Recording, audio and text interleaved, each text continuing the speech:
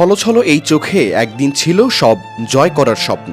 তাই তো মেয়ে হয়েও পরিবারের হাল ধরতে বেছে নিয়েছিলেন প্রবাস জীবন। পাড়ি দিয়েছিলেন মধ্যপ্রাচ্যের দেশ ওমানে। কিন্তু ভাগ্য তার সহায় হয়নি। দালালের খপ্পরে পড়ে বিদেশে পাড়ি জমাতে পারলেও ঠিকঠাক কাজ আর করা হয়নি। ওমানে পৌঁছানোর কয়েকদিন পরই নেমে আসে অমানসিক নির্যাতন। বলছি মৌলভীবাজারের শেরপুর উপজেলার খালেদা বেগমের কথা। প্রবাসে গিয়ে একটি দোকানে কাজ নিয়েছিলেন খালেদা বেগম। কাজও করছিলেন, কিন্তু নানা বাহানায় কারণ অকারণে তার উপর চালানো হতো নির্যাতন। বাংলাদেশি এই ভুক্তভোগী নারী জানান, দোকানের মালিক ও তার ছেলে তাকে বেঁধে পর্যন্ত পিটিয়েছে। এভাবে চলে কয়েক মাস। নির্যাতন সইতে না পেরে একসময় মানসিক ভারসাম্যহীন হয়ে পড়েন খালেদা বেগম। 5 মাসের মাথায় কোনোমতে পালিয়ে দেশে ফেরেন তিনি। মাসে তো আমার হাত পা ভাঙছে রশি দিই, তারা সবকিছু ওকে হয়েছে, পরে বাধ্য হয়ে তারা সাফা ফিরে গেছি। তো আমার মাথার মধ্যে সমস্যা আছে, মাঝে মাঝে হঠাৎ আমি কিরকম হইতে পারি না। আমি সোমবার এয়ার অ্যারাবিয়ার একটি ফ্লাইটে হজরত শাহজালাল আন্তর্জাতিক বিমানবন্দরে আসেন খালেদা বেগম।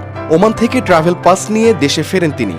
কিন্তু বিমানবন্দরে নেমে কোথায় যাবেন, কার কাছে যাবেন কিছুই বলতে পারছিলেন না। এ সময় বিমানবন্দর কর্তৃপক্ষ প্রবাসী কল্যাণ ডেস্কে নিয়ে যায়। এরপর সেখান থেকে খালেদা বেগমের পরিবার খুঁজে নিরাপদে হস্তান্তরের জন্য পাঠানো হয় আশকোনায় ব্র্যাক মাইগ্রেশন ওয়েলফেয়ার সেন্টারে। এয়ার অ্যারাবিয়া বিমানযোগে যে হজরত শাহজালাল আন্তর্জাতিক বিমানবন্দরে পৌঁছায় এবং সে মানসিক অসুস্থ হয়েই ফিরেছে এবং তার তথ্য এবং শারীরিক অবস্থা দেখে মনে হচ্ছিল যে সে ওখানে নিয়োগকর্তা কর্তৃক হয়তো বা নির্যাতনের শিকার হয়ে তাকে এই অবস্থায় ফিরতে হয়েছে। এবং দেশে ফিরে উনি যখন মানসিক ভারসাম্য অবস্থায় ছিল তখন প্রবাসী কল্যাণ ডেস্কের নজরে আসে বিষয়টি, এবং তারা চেষ্টা করে যে তার পরিবার খুঁজে বের করা আর বিষয়ে তারা চেষ্টা করে। যখন তার কাছে কোনো পাসপোর্ট ছিল না, বা তার যে একটা পাসপোর্ট ছিল সেই পাসপোর্ট কপি ছিল, সে কপিতে তার স্থায়ী ঠিকানা ছিল যে শায়েস্তাগঞ্জ, গ্রাম্য শায়েস্তাগঞ্জ। তো শায়েস্তাগঞ্জ তো বিশাল একটা জায়গা, যে কারণে না পারে তারা